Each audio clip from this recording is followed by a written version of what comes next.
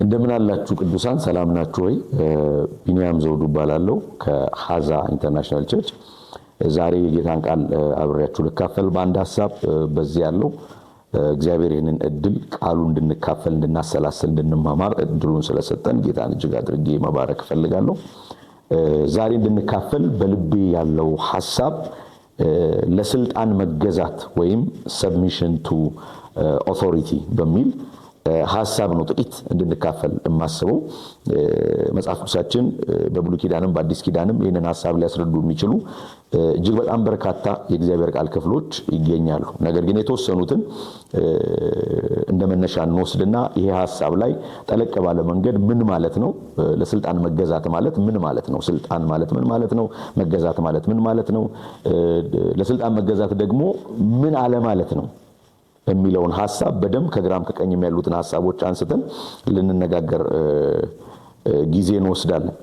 ለመነሻ የምጠቀመው እግዚአብሔር ቃል ክፍል በማቴዎስ ወንጌል ምዕራፍ 3 ቁጥር 13 እስከ 17 ያሉትን 5 ቁጥሮች እንደመነሻ እናነባለን።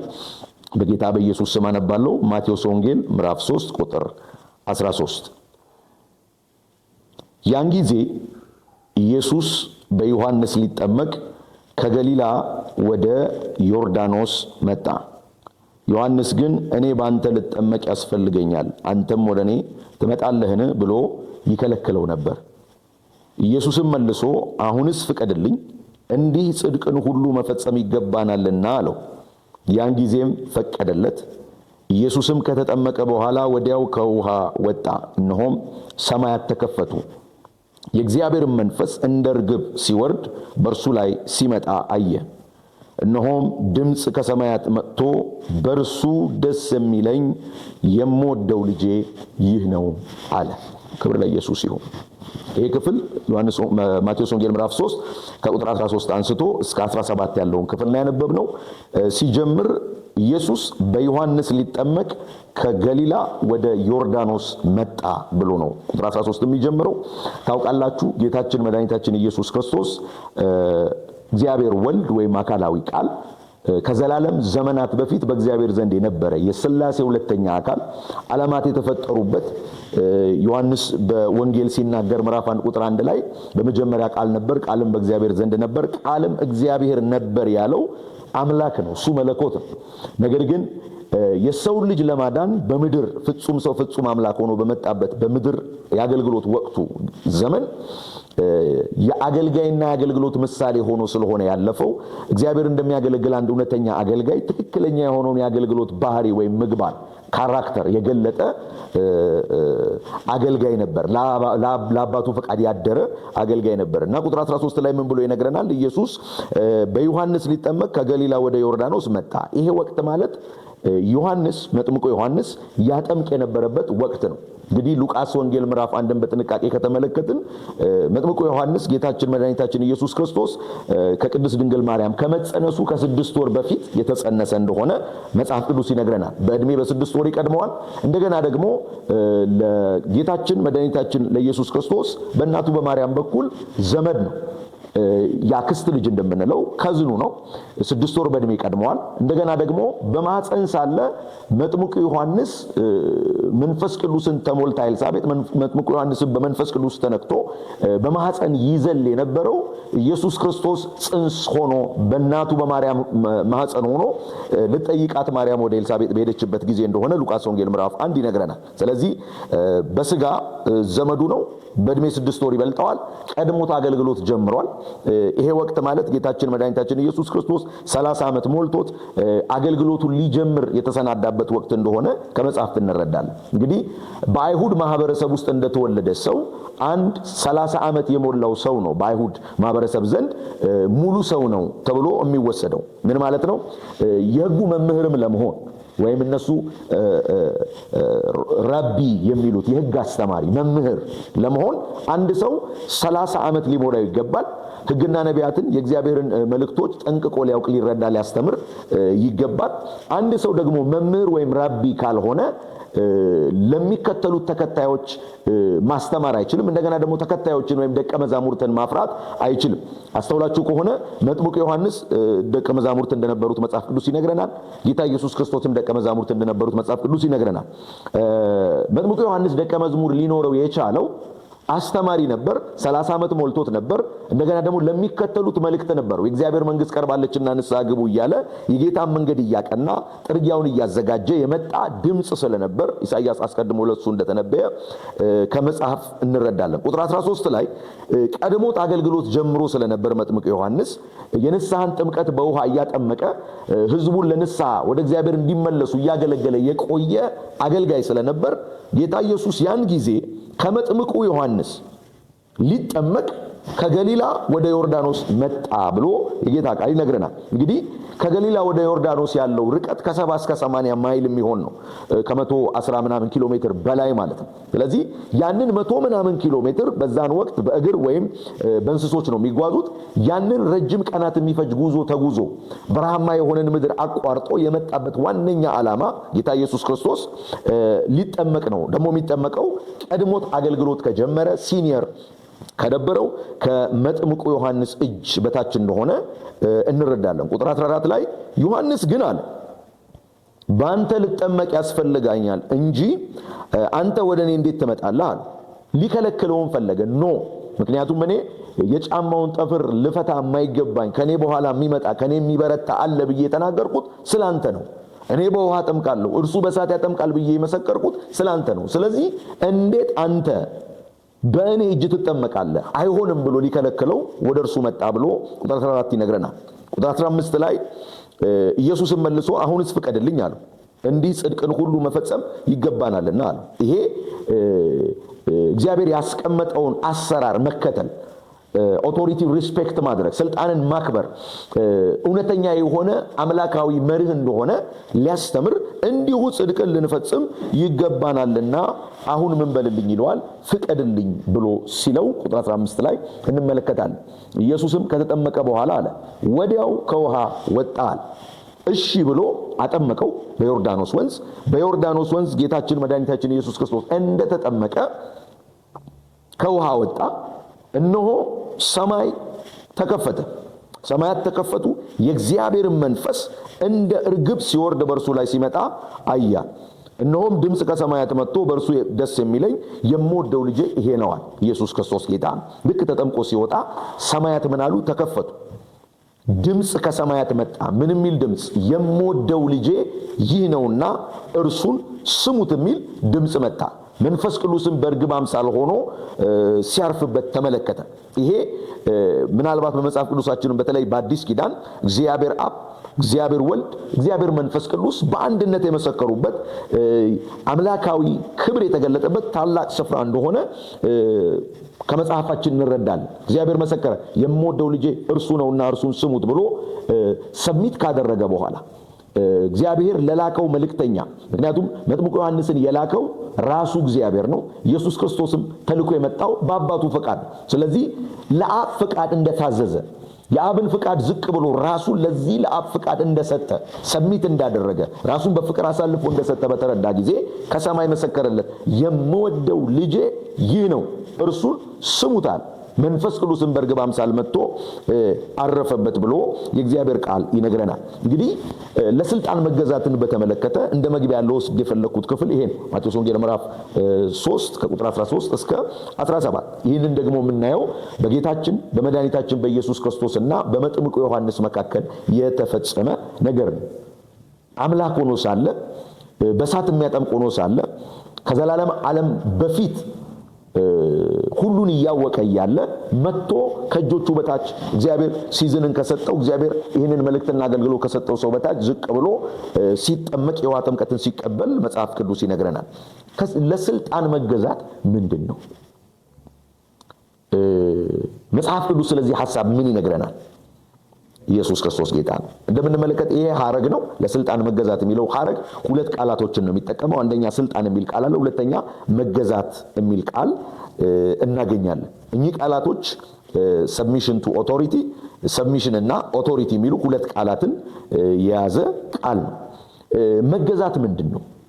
መገዛት በአዲስ ኪዳናችን ላይ በግሪኩ ቃል ሰብሚሽን ሁፖታሶ የሚል ቃል ይጠቀማል። ይሄ ቃል ማለት ራስን መስጠት፣ ራስን በፍቅር ዝቅ ማድረግ፣ እንደገና ደግሞ ራስን ከስልጣን በታች አሬንጅ ማድረግ፣ ራስን ከስልጣን በታች መስጠት የሚል ትርጉም አለው። ቱ አሬንጅ አንደር፣ ራስን ከአንድ ስልጣን በታች አሬንጅ ማድረግ መፍቀድ፣ እንደገና ደግሞ ከስልጣን በታች ራስን መስጠት፣ ራስን በፍቅር አሳልፎ ይልድ ማድረግ የሚል ትርጓሜ አለው። ይሄ አንድ ሰው በገዛ ፈቃዱ ከአንድ ስልጣን በታች ራሱን የሚያኖርበት፣ ራሱን የሚሰጥበት፣ በበላዩ ስልጣን ላለ ስልጣን እውቅናን የሚሰጥበት ትርጓሜ ኖሮት በአዲስ ኪዳን እናገኛለን። ስልጣን የሚለውም ቃል ልክ እንዲሁ በአዲስ ኪዳናችን ላይ ተጠቅሶ እናገኛለን። ኤክሱሻ የሚል የግሪክ ቃል ነው ይሄንን ስልጣን የሚለውን ቃል የሚተካው።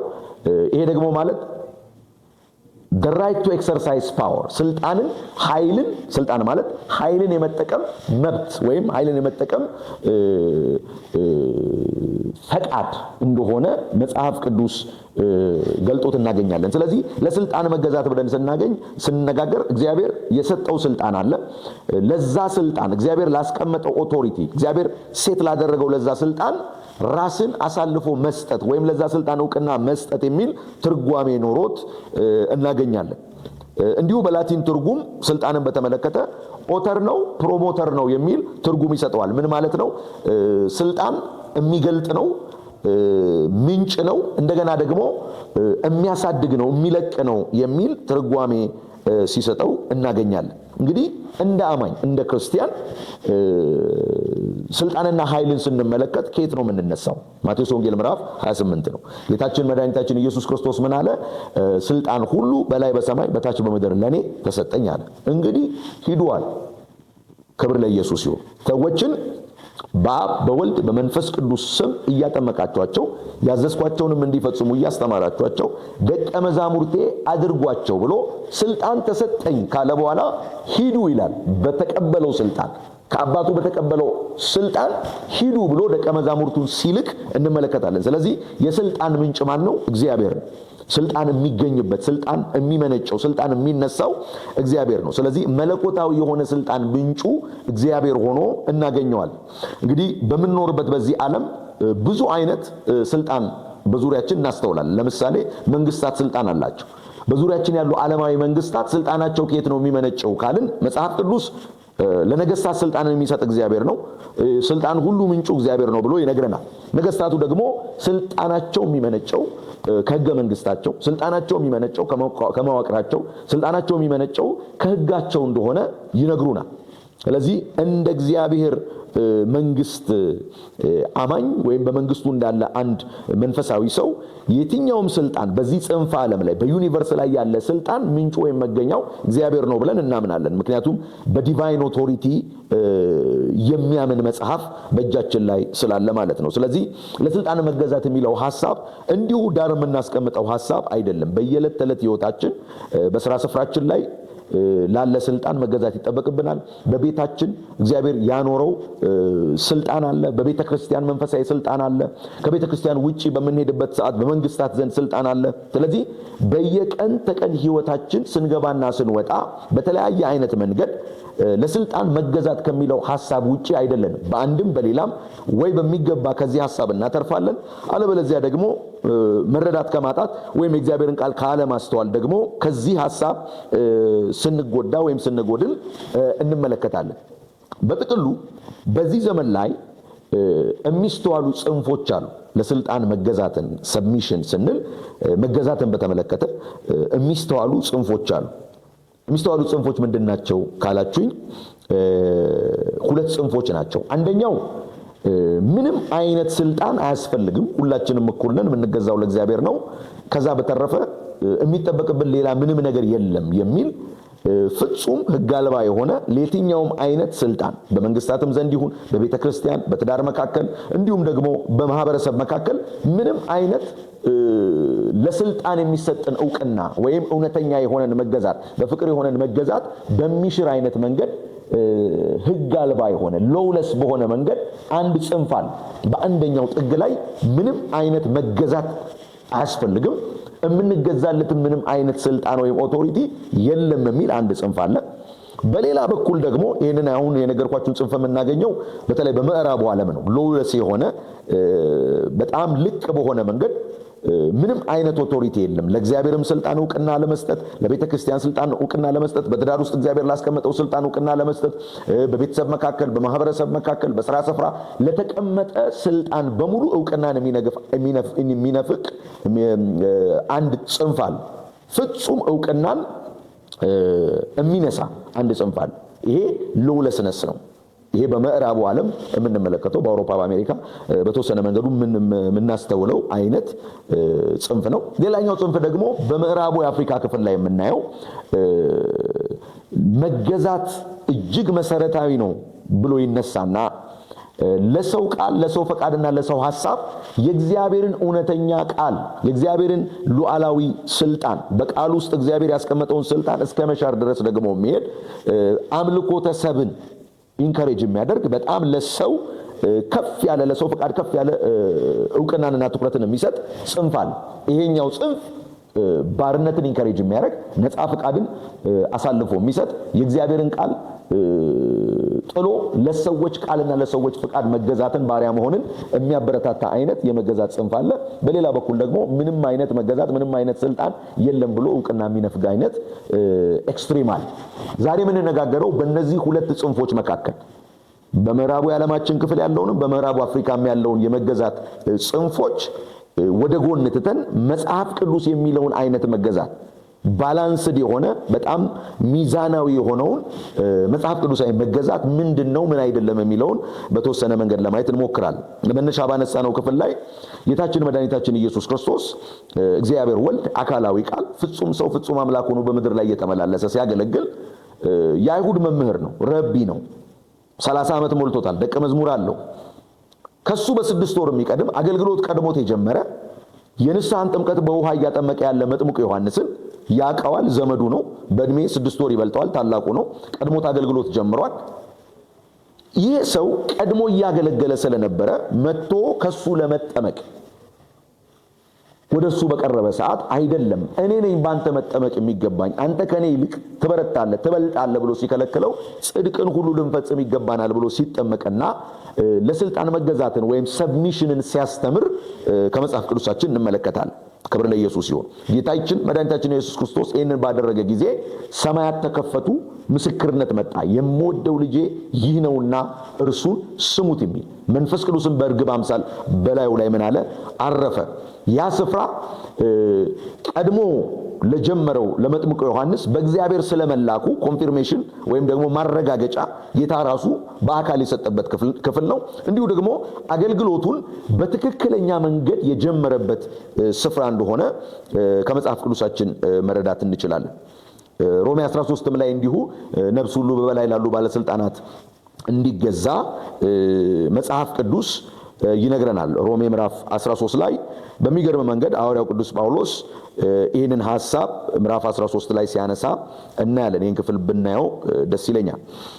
ቁጥር 1 ላይ እንዲህ ይላል፣ ነፍስ ሁሉ በበላይ ላሉት ባለስልጣኖች ይገዛ፣ ከእግዚአብሔር ካልተገኘ በቀር ስልጣን የለምና። ያሉትም ባለስልጣኖች በእግዚአብሔር የተሾሙ ናቸው። ምክንያቱም መጽሐፍ ቅዱስን የሚያምን ሰው በመለኮታዊ ስልጣን ነው የሚያምነው። ስልጣን ሁሉ በላይ በሰማይ በታች በምድር ለኔ ተሰጠኝ ካለ ከጌታ ከራሱ ነው የሚመነጨው ስልጣን። ስለዚህ ከእግዚአብሔር ካልተገኘ በቀር ስልጣን የለምና አለ። አስተውሉ። መጽሐፍ የነገስታት ልብ እንደ ውሃ ፈሳሾች በእግዚአብሔር እጅ ነው ይላል፣ ወዳሻው ያዘነብለዋል ይላል። እግዚአብሔር ጨካኝ ነገስታትን አንግሶ ህዝቡን ወደ ራሱ እንዲመለስ ማድረግ ይችላል። ህዝቡ ደግሞ ወደ እግዚአብሔር ሲመለስ መልካም ነገስታትን ማንገስ ይችላል። ይሄ የእግዚአብሔር ሉዓላዊ ስልጣን ነው። ስለዚህ የሚመነጨው ከእግዚአብሔር ሉዓላዊ የፍጥረት ባለቤትነት ነው ማለት ነው። ቁጥር 2 ላይ ስለዚህ አለ ባለስልጣንን የሚቃወም የእግዚአብሔርን ሥራ ይቃወማል፣ የሚቃወሙትም በራሳቸው ላይ ፍርድን ይቀበላሉ። ገዢዎች ለክፉ አድራጊዎች እንጂ መልካም ለሚያደርጉ የሚያስፈሩ አይደሉምና ብሎ ይናገራል። ይሄ ገቨርመንታል የሆነውን ሰብሚሽን ወይም ለነገስታት መገዛትን ሐዋርያው ቅዱስ ጳውሎስ በሮሜ ምዕራፍ 13 ከቁጥር 1 አንስቶ ወደ ታች ባለው ክፍል ላይ ሲያስቀምጥ እናያለን። ስለዚህ መገዛት፣ ለስልጣን መገዛት የሚለው ሐሳብ መጽሐፍ ቅዱሳዊ የሆነ ሐሳብ በተወሰነ መንገድ በዚህ ዓለም ያለውን ስርዓት መጽሐፍ ቅዱሳዊ ሆኖ መገዛት ጋር የተወሰነ ያወዳደር እንመልከትና ወደ ዋናው ሐሳብ እንገባ ይሆናል። የመጀመሪያው በዚህ ዓለም ያለው ስልጣን ወይም በውጭ ያሉ የእግዚአብሔርን መንግስት በማያምኑ የእግዚአብሔርን መንግስት በማይከተሉ ሰዎች ዘንድ ያለው ስልጣን የስልጣን ምንጫችን ሕገ መንግስታችን ነው፣ ሕጋችን ነው፣ መዋቅራችን ነው ብለው ያምናሉ የዚህ ምድር ነገስታት። የእግዚአብሔር ቃል ግን እንዲህ ብሎ ያስተምረናል። የስልጣን ሁሉ ምንጭ የእግዚአብሔር ሉዓላዊነት ነው። እግዚአብሔር ሉዓላዊ፣ የሚታየው ሁሉ ከሚታየው እንዳልሆነ ከማይታየው ዓለም በእምነት እንደመጣ እናስተውላለን። ስለዚህ የሚታየው ይሄ ዓለም ዩኒቨርሱ፣ ተራራው፣ ምድሩ፣ ነገስታት፣ በዚህ ምድር ላይ ያለ የሰው ልጅ እንቅስቃሴ በአጠቃላይ ከማይታየው ከመንፈስ ዓለም የተገኘ ስለሆነ ስልጣን ሁሉ ምንጩ ሉዓላዊ የሆነ የእግዚአብሔር ስልጣን እንደሆነ የእግዚአብሔር ቃል ያስረዳናል። በዚህ ምድር ያሉ ሰዎች ለምሳሌ ነገስታትን ብንወስድ ሰዎች ለነገስታት የሚገዙት በአንድ ምክንያት እንዲገዙ የሚበረታቱበት ዋነኛ ምክንያት ካልተገዙ ቅጣት ስላለ፣ ካልተገዙ ተከትሎ የሚመጣ የተለያዩ ዋጋ መክፈሎች ስላሉ ለነገስታት ይገዛሉ፣ ለሕግ ይገዛሉ። የእግዚአብሔር ቃል ግን የሚያስተምረን መንፈሳዊ የሆነው ሰብሚሽን፣ መንፈሳዊ የሆነው መገዛት የገባው ሰው የሚገዛው ስለ እግዚአብሔር ፍቅር፣ እግዚአብሔርን ስለሚያምን፣ እንደገና ደግሞ ለክርስቶስ ክብርን ለማምጣት ኢየሱስ ክርስቶስ ጌታ ነው። ስለዚህ መገዛት ከእግዚአብሔር ሉዓላዊ ስልጣን ስለሆነ ኃይል ሁሉ የሚነሳው ለእግዚአብሔር ዕውቅና የሚሰጥ እግዚአብሔርን የሚያመልክ ሰው እግዚአብሔርን የሚወድ ሰው ለጌታ እንደሚገባ ብሎ ነው የሚገዛው።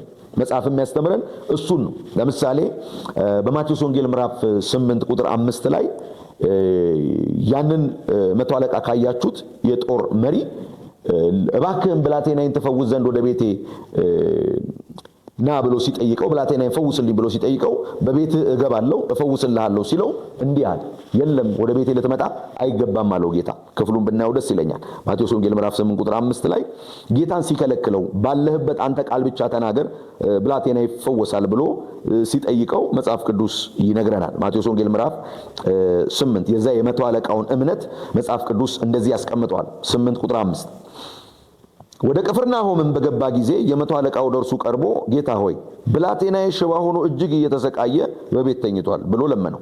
የዚህ ሰው ብላቴና ሽባ ነው፣ እየተሰቃየ ነው፣ ለመነው። ኢየሱስም እኔ መጥቼ እፈውሰዋለሁ አለው።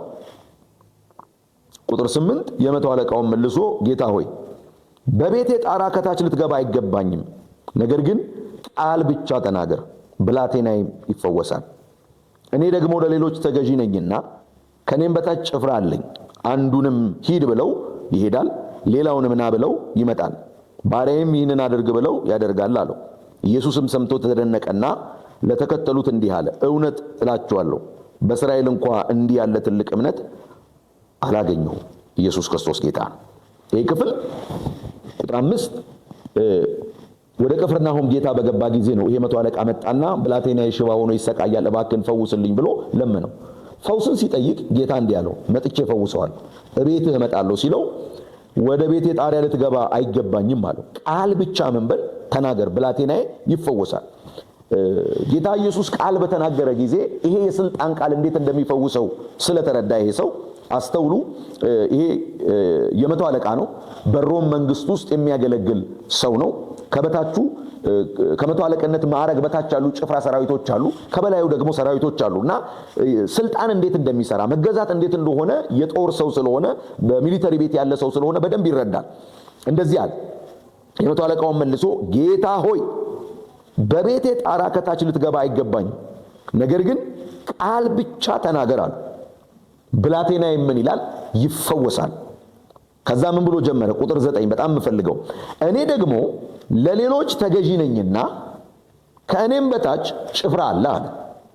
አንዱንም ሂድ ብለው ይሄዳል፣ ሌላውንም ና ብለው ይመጣል፣ ባሪያዬንም ይህንን አድርግ ብለው ያደርጋል አለ።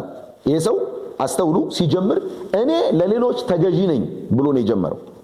ሌሎችን እገዛለሁ ብሎ ሳይሆን የጀመረው እኔ ለሌሎች ተገዢ ነኝ፣ ከበላይ ላሉ ሰዎች ተገዢ ነኝ ካለ በኋላ ከበታቼ ሌሎች ብዙ ጭፍሮች አሉ፣ ና ምለው ይመጣል፣ ሂድ ምለው ይሄዳል።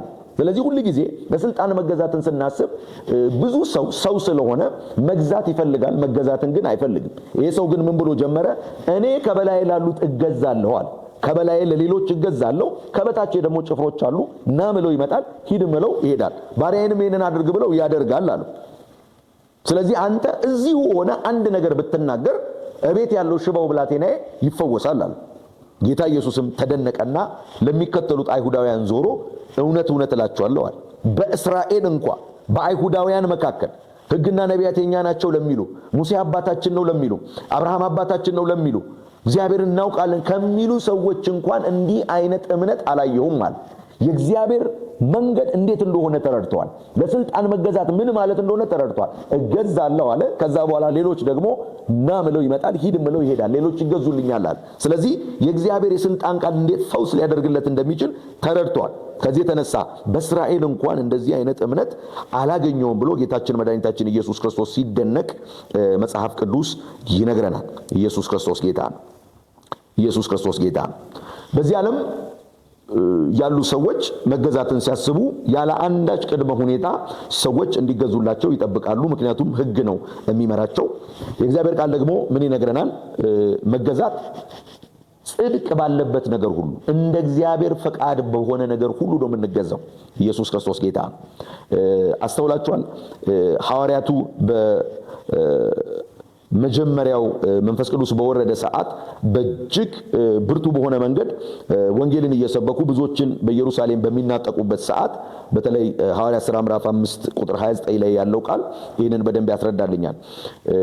በዚህ ስም ዳግመኛ እንዳይናገሩ፣ ወጥተው እንዳይሰብኩ፣ ሰዎችን ወደ መዳን መንገድ እንዳያመጡ የካህናት አለቆች፣ በሸንጎ ያሉ መሪዎች አስጠንቅቀው ነገሯቸው። በዛ ጊዜ ጴጥሮስና ሐዋርያትን መልሰው አሉ፣ ከሰው ይልቅ ለእግዚአብሔር ልንታዘዝ ይገባል አሏቸው። ምክንያቱም ቁጥር 28 ላይ ሊቀ ካህናቱም በዚህ ስም እንዳታስተምሩ አጥብቀን አላዘዝናችሁምን? እነሆ ኢየሩሳሌምን በትምህርታችሁ ሞልታችኋል፣ የዚያንም ሰው ደም በእኛ ታመጡበት ዘንድ ታስባላችሁ ብሎ ጠየቃቸው። ዳግመኛ አትናገሩ፣ አታስተምሩ፣ አትስበኩ፣ አትመስክሩ ሲሏቸው ምን ብሎ መለሰ? ከሰው ይልቅ ለእግዚአብሔር ልንታዘዝ ይገባል። ምን ማለት ነው? በዚህ ወቅት እነዚህ ካህናት የሚጠይቋቸው ነገር የሰው ሐሳብ ነው። እግዚአብሔር ደግሞ በመንፈስ ቅዱስ ኃይል ሂዱ ስበኩ እያላቸው ስለነበር መታዘዝ ያለብን ለእግዚአብሔር ነው። ሰብሚት ማድረግ ያለብን ለእግዚአብሔር ሐሳብ ነው። ልንታዘዘው ልንገዛለት የሚገባው ስልጣን የእግዚአብሔር ስልጣን ነው ብሎ ሲናገር እንመለከታለን። ስለዚህ መገዛትን ስናስብ ሁል ጊዜ እንደ አማኝ እንደ መንፈሳዊ ሰው የምንገዛው ከእግዚአብሔር ቃል ጋር ለተስማማ ነገር፣ የምንገዛው የእግዚአብሔር ቃል አድርጉ ላለን ነገር እንጂ ከቃሉ ጋር ተቃርኖ ለሚመጣ ነገር መገዛት እንደሌለብን መጽሐፍ ራሱ ይነግረናል ማለት ነው። ኢየሱስ ክርስቶስ ጌታ ነው። በውጭ ባሉት ዘንድ በዓለማውያን ዘንድ መገዛት ምንድነው ግቡ? ምንድነው የሚያመጣው ካላችሁኝ፣ ማህበረሰባዊ የሆነ ስርዓት ያመጣል፣ ውጤታማነትን ያመጣል፣ ትርፋማነትን ያመጣል፣ ሰላምን ያመጣል። እንደገና ደግሞ ሰዎች በአግባብ ስራቸውን እንዲሰሩ ትክክለኛ የሆነ ከባቢን ወይም አትሞስፌር ይፈጥራል። ምክንያቱም መንግስታትና ሕግ ባይኖር ብርቱ የሆነው ሰው ደካማውን ሰው ይጨቁነዋል። አቅም ያለው ሰው የደካማውን ሰው ንብረት ይነጥቃል። አንዱ አንዱን እየበደለ ይኖራል። ነገር ግን ሕግ ስላለ የሚገዛ ነገር ስላለ ሰዎች ተከባብረው ሰላም በሆነ መንገድ ስራዎቻቸውን የሚሰሩበትን አይነት መንገድ ይፈጥራል። ይሄ በውጭ ባሉት ዘንድ የምናስተውለው ኢየሱስ ክርስቶስ ጌታ ነው። በእግዚአብሔር ቤት ውስጥ ስንመጣ መገዛት የሚመነጨው ውጫዊ ስርዓቶችን ከመታዘዝ አይደለም፣ ከውስጥ ነው። የተለወጠ ህይወት ያለው የተለወጠ ማንነት ያለው የእግዚአብሔር መንግስት አሰራር የገባው ሰው የእግዚአብሔርን ቃል የተረዳ ሰው በእርግጥ ለጌታ እንደሚገዛ ከውስጥ ከመረዳት ስለሆነ የሚያደርገው እግዚአብሔርን ከመምሰል ነው የሚነሳው። ኢየሱስ ክርስቶስ ጌታ ነው። አካሉን አንድ ያደርጋል በእግዚአብሔር ቤት ውስጥ ያለው መገዛት። ስለዚህ በሁለቱ መካከል ከፍተኛ የሆነ ልዩነት አለ። መሪነትንም በተመለከተ ብንመለከት ለምሳሌ በውጭ ባሉት ዘንድ መገዛት ከበላይ ያለው ነው ከበታች ያለውን የሚገዛው። ምን ማለት ነው? ከላይ ያለው ባለስልጣን ከበታች ያለውን ያዘዋል፣ ይቆጣጠረዋል፣ ይሰለጥንበታል። ስለዚህ ይሄ መገዛት ከላይ ነው የሚመጣው ማለት ነው። በእግዚአብሔር ቃል ደግሞ ስንመጣ በእግዚአብሔር ቤት ውስጥ ኃላፊነት የተሰጣቸው ሰዎች ዝቅ ብለው እንዲያገለግሉ፣ አገልጋይ መሪ እንዲሆኑ፣ የአገልጋይ ምሳሌ ሆነው እንዲያሳዩአቸው መጽሐፍ ያዛል። ለዚህ ነው በማርቆስ ወንጌል ምዕራፍ 10 ቁጥር 42 ላይ እንዲህ የሚለው። ይህን ክፍል አብረን እናየዋለን። ማርቆስ ወንጌል ምዕራፍ 10 ቁጥር 42። ይሄ በውጭ ባለው ዘንድና በቤተ ክርስቲያን በቅዱሳን መካከል ያለው የመሪነትን ልዩነት በደንብ አድርጎ የሚያሳየን የእግዚአብሔር ቃል ክፍል ሆኖ እናገኘዋለን። ማርቆስ 10 ቁጥር 42 ኢየሱስም ወደ እርሱ ጠርቶ እንዲህ አላቸው፣ የአሕዛብ አለቆች ተብሎ የምታስቡት እንዲገዟቸው ታላላቆቻቸውን በላያቸው እንዲሰለጥኑ ታውቃላችኋል። ኢየሱስም ወደ እርሱ ጠርቶ እንዲህ አላቸው፣ የአሕዛብ አለቆች ተብሎ የምታስቡት እንዲገዟቸው ታላላቆቻቸውን በላያቸው እንዲሰለጥኑ ታውቃላችኋል። ቁጥር 43 በእናንተስ እንዲህ አይደለም፣ ነገር ግን ማንም ከእናንተ ታላቅ ሊሆን የሚወድ የእናንተ አገልጋይ ይሁን፣ ሰርቫንት ይሁን። ቁጥር 44 ከእናንተም ማንም ፊተኛ ሊሆን የሚወድ የሁሉ ባሪያ ይሁን። እንዲሁ የሰው ልጅም ሊያገለግልና ነፍሱን ለብዙዎች ቤዛ ሊሰጥ እንጂ እንዲያገለግሉት አልመጣምና አላቸው። ምን ማለት ነው? እውነተኛ የሆነው በእግዚአብሔር ቤት ውስጥ በእግዚአብሔር መንግስት ውስጥ ያለው መሪነት በውጭ ባሉት ዘንድ ታላላቆች የበላይ የሆኑት ይሰለጥኑባቸዋል፣ ያዟቸዋል፣ ይገዟቸዋል። በእናንተ ዘንድ ግን እንደዚህ አይደለም። በእናንተ ዘንድ ከሁላችሁ ፊተኛ ሊሆን የሚወድ ሰው የሁሉ አገልጋይና ባሪያ ይሁን ብሎ ሰርቫንት ሊደርሺፕ ሞዴልን ሲናገር ሲያስቀምጥላቸው ከመጽሐፍ እንረዳለን። ስለዚህ በእግዚአብሔር ቤት ውስጥ ሌሎችን የመግዛት፣ ሌሎችን የማስተዳደር፣ ሌሎችን የመምራት ኃላፊነት የተሰጠው ሰው ራሱን ዝቅ አድርጎ ለሌሎች የሚገዛ፣ ሌሎችን የሚያገለግል መሆን እንዳለበት ሲያስተምር ጌታ ኢየሱስ ክርስቶስ ይህንን አለ።